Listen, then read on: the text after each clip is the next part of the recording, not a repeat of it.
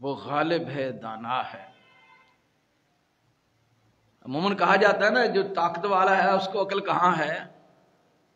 اللہ تعالیٰ کے علاوہ کسی کے پاس عقل ہے ہی نہیں، دی بھی اسی نے ہے۔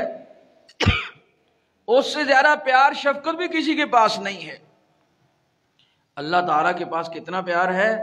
رسول اللہ صلی اللہ علیہ وسلم فرمایا رحمت کے 99 حصے اللہ تعالیٰ نے اپنے پاس رکھے ہیں جو اپنے خاص بندوں کو عطا کرتا ہے، اور اس میں سے ایک حصہ پوری مخلوق کو دیا ہے، اور اس حصے میں درندے چرندے پرندے سب اپنے بچوں سے، جو مائیں بھی پیار شفقت کرتی ہیں، وہ ایک حصہ ہے۔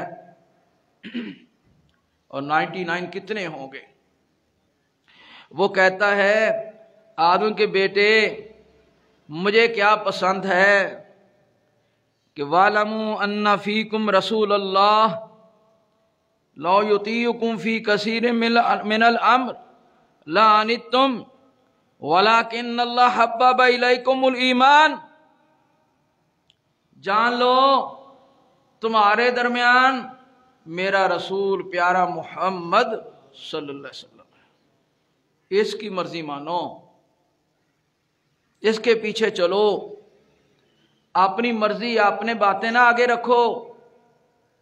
کیوں؟ اگر تم اس مرضی کو مان لو گے تو اللہ تعالیٰ کیا پسند فرماتے ہیں؟ وَلَكِنَّ اللَّهَ حَبَّبَ إِلَيْكُمُ الْإِيمَانَ، وہ پسند کرتا ہے کہ تمہارے اندر ایمان آ جائے۔ وَزَيَّنَّهُ فِي قُلُوبِكُمْ، اس ایمان کے ساتھ تمہارے دلوں کی یہ زینت بن جائے۔ وَقَرَّ إِلَيْكُمُ الْكُفْرَ وَالْفُسُوقَ وَالْعِصْيَانَ، اور ناپسند کرتا ہے کہ تم کفر کو، نافرمانی کو اور بہکنے کو، طغیانی یعنی ایک نافرمانی پرواہ نہ کرنا، دوسرا ہے کہ ضد سے نافرمانی کرنا، سرکشی کرنا، وہ پسند نہیں کرتا۔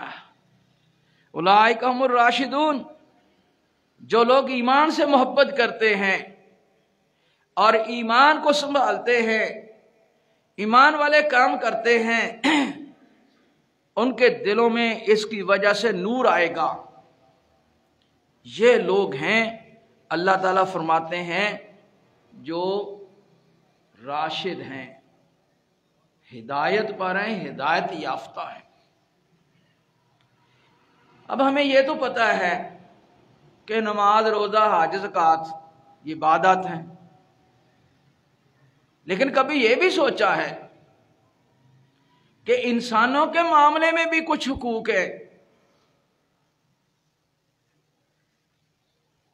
نماز، روزہ، حج، زکوٰۃ اگرچہ ایمان کی نعمت میں کو بڑھاتے ہیں، اس کو تر و تازہ رکھتے ہیں اور تحفظات بھی ہیں، لیکن وہ شاپر میں دودھ ڈالا اس میں سوراخ ہیں، یا کشتی قیمتی اس میں سوراخ ہیں،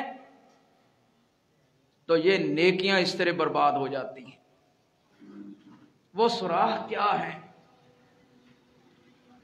اللہ تعالیٰ فرماتے ہیں جو انسانوں کے حوالے سے تمہارا طرز تکلم، تمہارا بیہیویئر، تمہارا رویہ، تمہاری ڈیلنگ، تمہارے معاملات، ان کے ساتھ جو ہے وہ سوراخ ہیں جو ان نیکیوں کو لے بیٹھتے ہیں، کشتی کے سوراخوں کی طرح کشتی کو ڈبو دیتے ہیں۔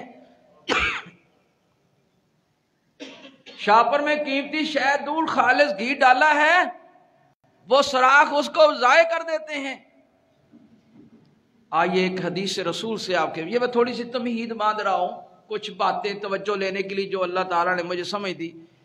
یا آئندہ یہ 2-3 خطبے انشاءاللہ اسی حوالے سے ہوں گے، اور اس کے بعد پھر عبادات کی طرف، رجب، شعبان اور رمضان، اس کی طرف تحریکی گفتگو جتنی بھی اللہ تعالیٰ توفیق دے گا ہوگی۔ تو عرض کر رہا ہوں کہ اگر ہمیں یہ سمجھ آ جائے کہ ایمان قیمتی ہے، اسے سنبھالنا ہے، تو اس کو وہ جو چھوٹے چھوٹے سوراخ ضائع کرتے ہیں ان کی طرف توجہ دلانے کے لیے آئیے آپ کے سامنے ایک حدیث رسول رکھتا ہوں۔ رسول اللہ صلی اللہ علیہ وسلم نے فرمایا اتدرون ما المفلس، لوگو تم جانتے ہو مفلس کون ہے؟ فوراً ہماری طرح جواب کیا ملا؟ من لا درہم لہ ولا متاع، جس کے بعد درہم و دینار نہیں ہے، مال و دولت نہیں ہے، مال نہیں ہے۔ قال لا المفلس فی امتی من یاتی یوم القیامت بصلاۃ و زکوٰۃ و صیام، میری امت کا غریب نادار وہ شخص ہے جو قیامت کے روز اس حال میں پیش کیا جائے گا، اس کے پاس نماز، روزہ، زکوٰۃ، حج، بہت کچھ ہوگا۔ وَيَأْتِي قَدْ شَتَمَ هَذَا وَقَذَفَ هَذَا وَأَكَلَ مَالَ هَذَا وَسَفَكَ دَمَ هَذَا وَضَرَبَ هَذَا، لیکن اس نے انسانوں کو مارا ہوگا، کسی کا کھایا ہوگا، کسی کا ناحق ظلم کیا ہوگا، گالی گلوچ زبان کی سے غلط کام کہا ہوگا، تکلیف پہنچائی ہوگی، یا اس کو مارا ہے، خون بہایا ہے، یعنی انسانی حوالے سے اس نے انسانوں کو تکلیفیں پہنچائی ہیں۔ فَيُؤْتَ هَذَا مِنْ حَسَنَاتِهِ فَإِنْ فَانِيَتْ حَسَنَاتٌ مِنْ قَبْلٍ يُقْضَى عَلَيْهِ فَأُخِذَ مِنْ خَطَايَاهُمْ طُرِحَتْ عَلَيْهِ ثُمَّ طُرِحَ فِي النَّارِ، پھر اس حاجی نمازی کی نیکیاں لے کر ان مظلوم انسانوں کو دے دی جائیں گی، اس سے پہلے کہ فیصلہ مکمل ہو اس کی نیکیاں ختم ہو جاتی ہیں، تو وہ مظلوموں کی خطائیں لے کر اس پر ڈال دی جائیں گی اور اس کو جہنم میں رسید کر دیا جائے گا، دھکیل دیا جائے گا۔ اب دیکھیں، ایمان ہے، نماز، روزے، حج، زکوٰۃ ہیں، لیکن جہنم جا رہا ہے۔ حالانکہ ایمان تو اس لیے لیا تھا کہ جہنم کی آگ سے بچنا ہے۔ یہ وہ شخص ہے جس نے اپنے ایمان کو اس شاپر میں سوراخ اور کشتی میں سوراخوں کی طرح محفوظ نہیں کیا۔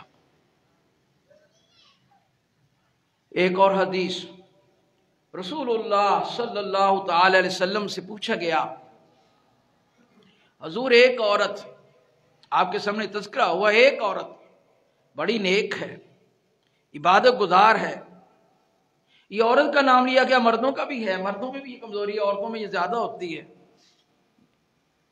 میری بہنیں میں سے ناراض نہ ہو جائیں، ہم سب میں ہیں، کبھی مردوں کا نام لے کے باتیں کر دیں، کبھی عورتوں کا نام لے کے کر دیں، دونوں ہی مخاطب ہیں ایک جیسے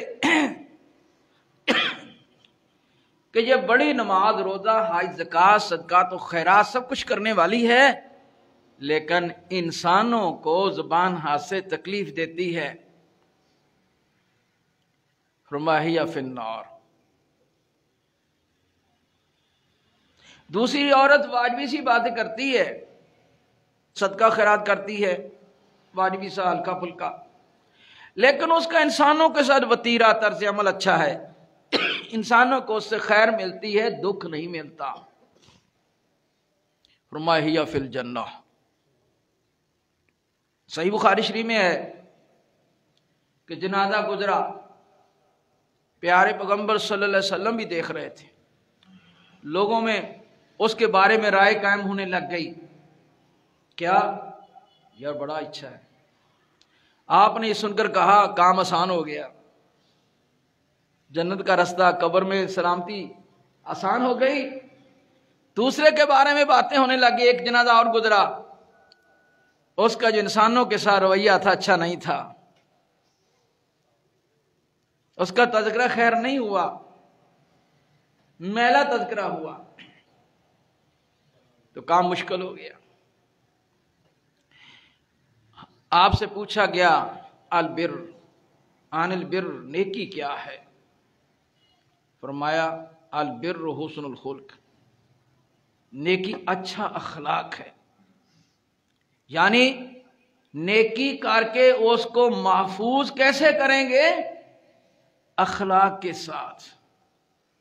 وہ اخلاق کون سا ماڈل ہے، کون سی پیکنگ ہے، کون سا ریپر ہے جس کے اندر نیکی کو بند کرتے ہیں؟ وہ انسان کا رویہ ہے، انسان کا مزاج ہے، انسانوں کے ساتھ بیہیویئر ہے، اس کی گفتگو ہے، اس کا اس کے ساتھ اچھائی برائی کا رویہ ہے۔ اللہ اکبر۔ رسول اللہ صلی اللہ علیہ وسلم کے اخلاق کے بارے میں پوچھا گیا تو صدیقہ کائنات حضرت عائشہ رضی اللہ تعالی عنہا نے کیا فرمایا؟ کانا خلقہ القرآن،